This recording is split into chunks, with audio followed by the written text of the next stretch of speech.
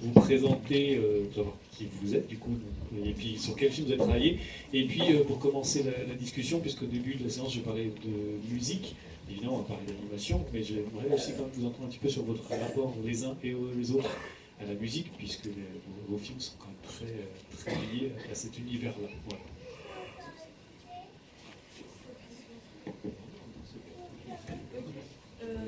Ça marche. Ouais. Du coup, moi c'est Romain et j'ai co-réalisé Babette et l'oiseau. Moi c'est Simon et c'est la même chose. Moi c'est Elliot et j'ai aussi co-réalisé Babette et l'oiseau. Et il y a une quatrième personne qui n'est pas là aujourd'hui qui est Juliette Hutin.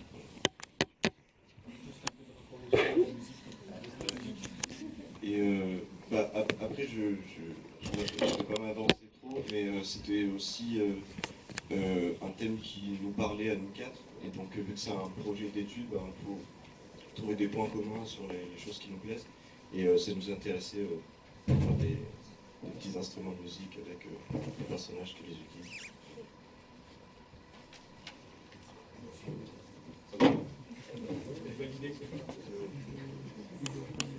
Bonjour, moi c'est Marion Jamon, j'ai réalisé Naissance des Oasis. Et mon rapport à la musique, bien, j'adore la musique. Non, mais en fait, ce qui est super, c'est que réaliser un film, ça permet justement de pouvoir toucher un peu à des arts qu'on ne pratique pas du tout. J'adore la musique, mais je l'adore de loin, puisque je ne suis pas du tout musicienne. Donc quand j'ai fait ce film, je me suis dit, bah tiens, j'adore la musique malienne. Mon film, je le situe à peu près sur le continent africain, donc je me suis dit, bah, je vais sauter sur cette occasion pour faire composer et écrire une chanteuse sénégalaise. Voilà, c'était l'occasion.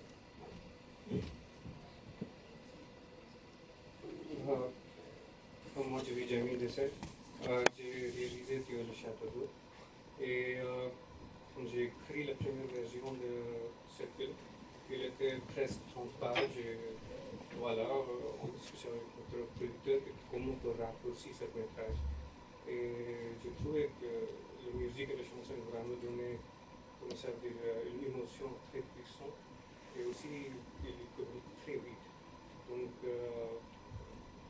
j'adore le genre de comédie musicale. Ça me donne une chance pour vraiment appliquer en principe. Je ne suis pas sûr si vous êtes fan de films de Bollywood, je suis anglais. Donc là, le principe c'est toujours qu'on ne peut pas très bien avec les images, mais la chanson toujours ça marche bien, car il vraiment communique l'émotion très vite. Donc voilà, ça c'est mon lien avec son musique.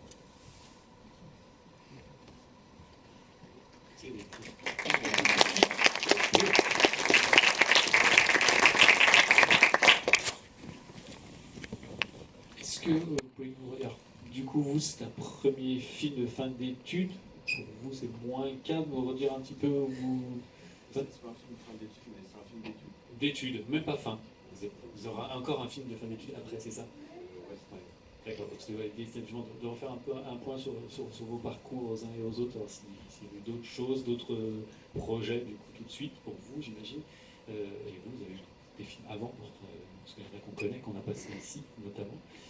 Le Loup Boule, pour ceux qui l'ont vu. Mais je spoil un peu, mais peut-être que vous voulez vous dire un petit peu plus sur vos parcours respectifs avant ce film. Oui, j'ai fait.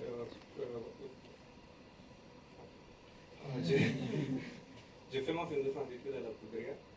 Et après, j'ai beaucoup de chance pour faire en sortant d'école. Et j'ai fait une fête avec Iris de coup. Après, j'ai encore beaucoup de chance pour avoir la résidence au Follimont. Et voilà, ça c'est mon troisième film en fait. Donc, voilà. C'est une résidence création jeune public, hein, c'est ça, c'est un appel à projet? Oui, exactement. L'autre côté de Tremblay. Moi, c'est mon deuxième film après mon film de fin d'études, Le Boule, qui n'est pas vraiment un film de fin d'études, c'était aussi un film de deuxième année. Puis après, je suis partie sans finir. Mais je l'avais fait donc, à la Cambre, qui est une école d'art à Bruxelles, en Belgique. Nous, on est tous les quatre à l'MK, et donc Ce film a été fait dans le cadre de la formation stop motion l'année dernière, donc sur 3 mois. Et là, actuellement, je réalise avec Elisa Donas notre film fin d'études qui se nommera La Maison d'Elle.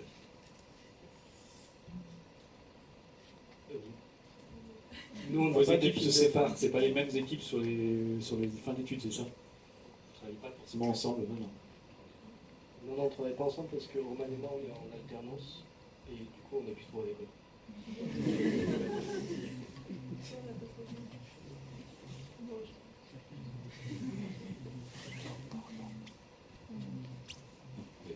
C'est bien, c'est calme aujourd'hui. Une autre question, puisqu'on est sur un programme. Alors, nous, on a tout. Oui.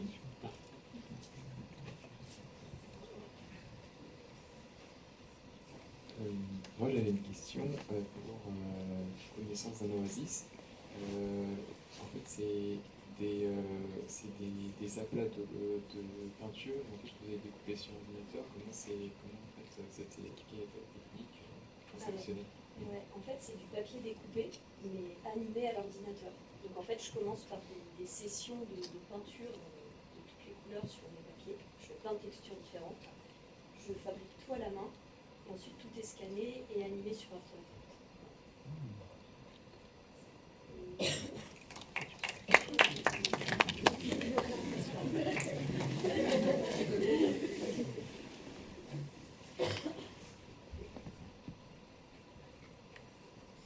Moi, j'avais une question pour Marion. C'était pour savoir d'où était venue l'idée de ce projet-là, pourquoi le choix de ce thème-là abordé. Est-ce que c'est une adaptation? Est-ce que c'est une idée originale? Voilà. Ok, bah alors oui, c'est une idée originale qui est apparue parce que je dessinais il y avait un dessin qui apparaissait de manière récurrente sur mes carnets de copies. Et ce dessin, c'était, en fait, je dessinais un petit serpent sur les bosses d'un chameau. Voilà, je ne saurais pas trop dire pourquoi, ça m'amusait. Et donc, à un moment donné, je me suis un peu arrêtée sur ce dessin et je me suis dit, tiens, mais comment un serpent aurait pu se retrouver sur les bosses d'un chameau?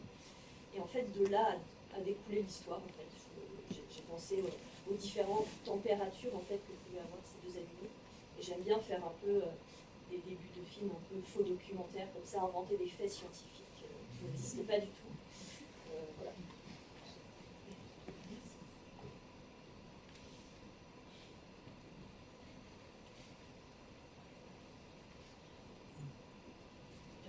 J'ai encore une question. Comment ça s'est passé pour le casting? Parce que les voix sont vraiment super, et puis j'ai vu qu'il y avait aussi Donald de Réunion, et je me demandais comment ça se passe pour contacter un peu les gens. Est-ce que c'est le filmé spécifiquement ou est-ce que vous passez un casting? Un mail. Tout simplement. Non mais vraiment, en fait, c'est mon producteur. Moi, je n'aurais pas forcément pensé prendre des stars de la voix française, mais c'est mon producteur qui m'a dit, bah, je leur envoie le dossier, on envoie un mail et puis on verra bien. Et en fait, bah, je dis, ok, vraiment tout simplement. Mais c'est vrai que c'était top parce que donc, le narrateur c'est Benoît Hallman, donc c'est la voix française de Morgan Freeman. Donc voilà, on va dire qu'il a bien roulé sa bosse. Et donc quand il est arrivé pour lire le texte, il l'a lu une fois pour s'entraîner et j'étais là, bon bah ok, la première prise est bonne, c'est génial.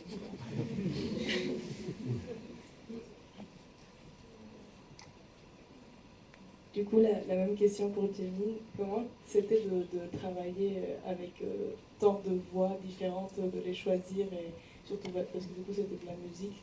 C'était comment cette expérience pour toi? C'était moins romantique. J'utilise le talent qui était autour de moi et je n'ai pas le budget, donc on choisit qu'on s'habille de 3 personnes. Et heureusement, une personne c'était assez talentueuse que je vois pour 7 personnes. Et le voix de Théo de Château, c'est mon voix. Et il n'a pas payé pour ça.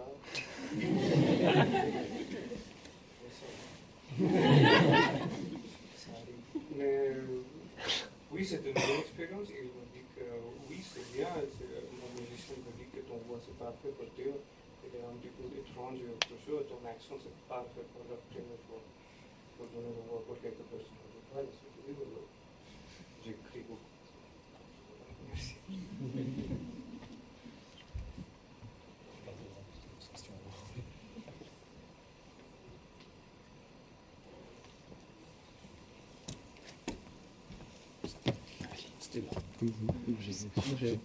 Mettez-vous d'accord, hein, on va y arriver. Bonjour, merci pour votre création, merci à FIA pour cette très belle sélection. Marie, il y a un point que je voudrais que vous abordiez tous, c'est votre rapport avec votre producteur. Vous êtes tous de très jeunes réalisateurs, vous avez 1, 2 ou 3 créations. J'aimerais vous savoir comment est-ce que, pour ces films-là, cette création a été faite, comment est-ce que vos producteurs ont pu vous aider, vous restreindre, et puis même aussi par rapport à la formation à l'école, comment est-ce qu'on apprend à travailler avec un producteur, à voir que c'est un allié et pas la figure des démiurge, le caractère qu'on peut avoir des fois. Merci.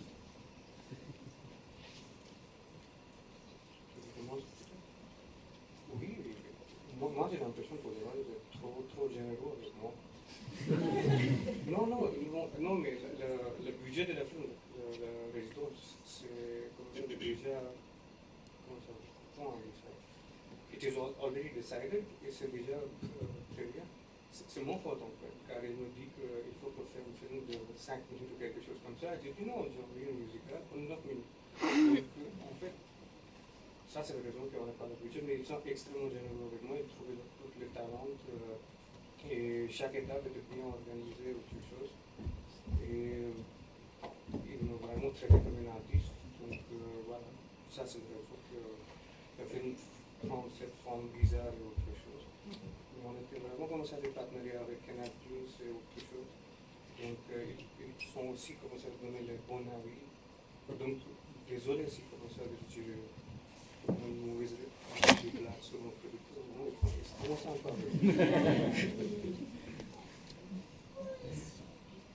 Moi aussi, j'ai un producteur super sympa. Non, mais c'est une super question parce qu'en vrai, à l'école, en tout cas moi, on ne nous a jamais parlé de comment faire après. Donc moi, je suis sortie de là, j'avais juste envie de faire des films, mais je ne savais pas du tout comment faire. Donc j'ai commencé un peu dans mon coin à monter un dossier pour ce projet. Et avec en tête, moi, c'était même pas le producteur que j'avais en tête, c'était plutôt le studio. Enfin, je cherchais plutôt une structure studio, voilà.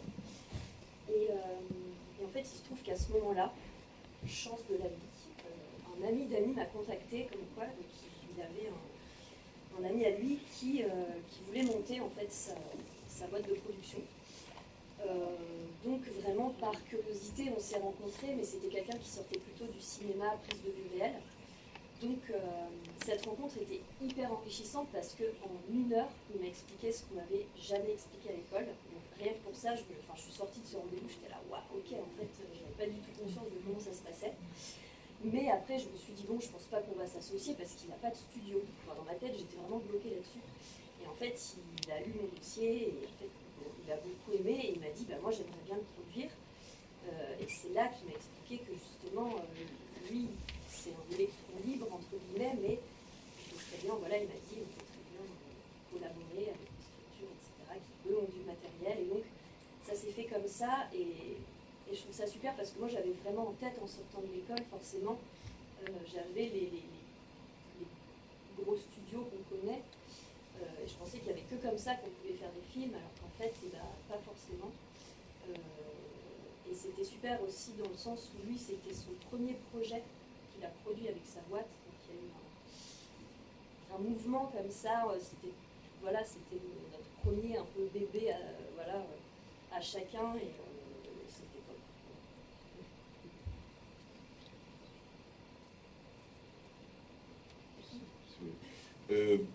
Nous, en école, on n'a pas vraiment de producteur. Enfin, disons que c'est l'EMCA le producteur. Et du coup, on a plutôt des accompagnants qui nous aident sur le projet.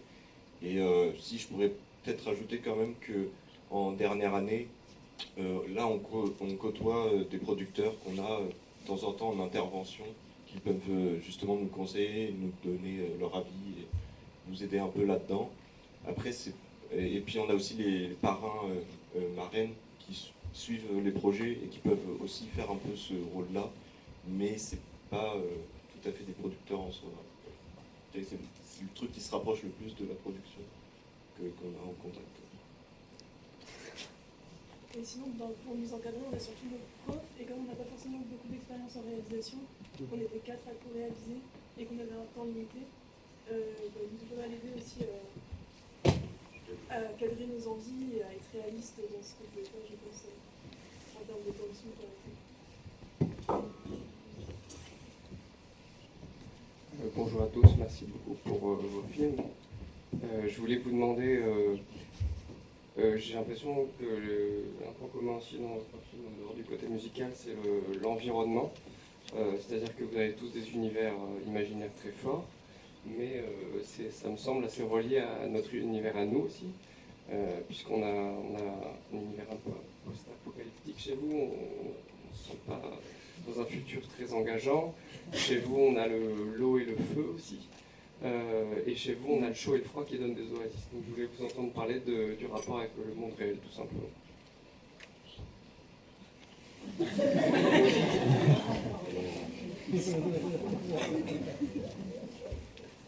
En fait, derrière, c'est pas un monde post-apocalyptique, c'est juste une déchetterie. En fait, l'idée, c'était que notre personnage vivait dans une décharge et utilisait les matériaux de la décharge pour créer des instruments de musique. Ça s'est un peu perdu dans la fabrication, ça se voit plus trop, mais c'est ça l'idée.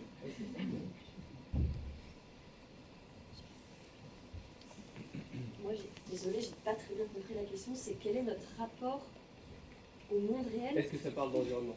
Est-ce que ça parle d'environnement? Alors, comment dire?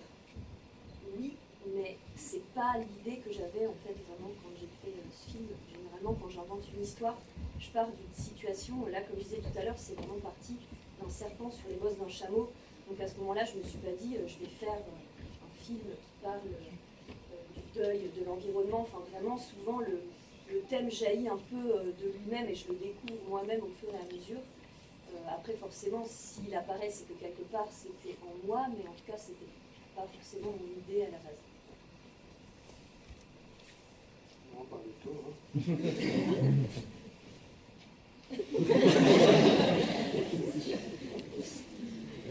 C'est bien aussi que le spectateur interprète et se fasse un peu son histoire. C'est aussi ce que fait des films qui ont une ouverture et qui ne marquent pas forcément un point de vue ou un propos précis, quoi.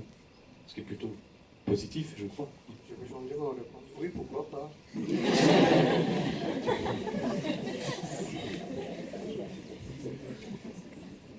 Est-ce que du coup quelqu'un veut tenter autre chose? Ouais, c'est ça. Merci. D'abord, félicitations, c'était vraiment, j'ai adoré tous les films de cette séance. Et j'avais une question pour Théo Le Château d'Eau. J'ai trouvé que l'utilisation de bâtiments pour parler d'exclusion et de crainte de l'autre, c'était super intéressant et super original. Et du coup, je voulais te demander comment ça t'est venu. Est-ce qu'il y a un intérêt pour l'architecture qui t'a poussé à utiliser ça pour faire ce film? Surtout qu'il y a plein de références à des bâtiments qu'on connaît, parisiens ou français. Et enfin voilà. Il y a deux liens.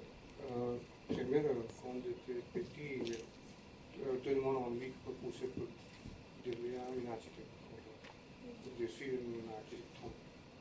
Donc ça, c'est une chose que je suis toujours fasciné par l'architecture. Et en fait, il y a un lien avec Rennes aussi, que juste quand j'étais en train de commencer à thématiser ce film, j'étais au Rennes pour faire dans certaines écoles. Donc ça, c'est la raison qu'il y a beaucoup de toits qui sont en fait noirs.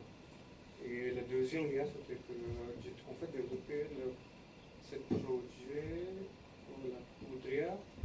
Chaque fois que je fume une cigarette, il y a un château d'eau qui existe juste à côté. Il était un vieux château d'eau avec les pieds, car les châteaux d'eau modernes en France, ils sont pas avec les pieds. Ils sont juste une grande tour. Donc voilà. Donc, il était très, très triste.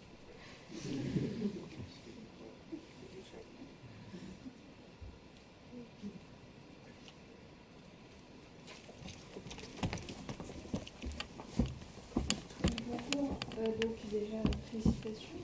Et du coup, la question c'est combien de temps ça vous a pris à faire tous les trois vos films, vu qu'il y a trois films différents, donc avec des techniques différentes, et du coup, j'étais curieuse de pouvoir comparer les temps de production. Spécifiquement, Combien de temps? Combien de temps pour la production du film? À partir du moment où tu as commencé à... La résidence, pour le cas qui j'ai fait mon film, c'était pour 10 mois. Et j'ai fait le film pour 9 mois. Et pour 1 mois, j'ai fait un livre basé sur ce film. Donc l'animation c'était pour 2 mois avec 3 animateurs. Il n'y a aucun post-prod. J'utilise tous les effets spéciaux dans le même logiciel. Et pour la pré-production, de l'impression, 1 mois d'écriture et 9 mois d'écrire les chansons et changer chaque. Donc, voilà. Moi, je dirais, donc, entre le moment où j'ai eu l'idée et le moment où on a eu tous les sous réunis pour faire un film, il s'est passé 1 an, ce qui n'est pas énorme quand on est en recherche de financement, enfin je veux dire, ça peut durer un peu plus longtemps. Et ensuite, vraiment, production, ça s'est étalé sur 1 an et demi, mais pas à temps plein. Voilà. Il y avait des petites sessions comme ça de temps en temps.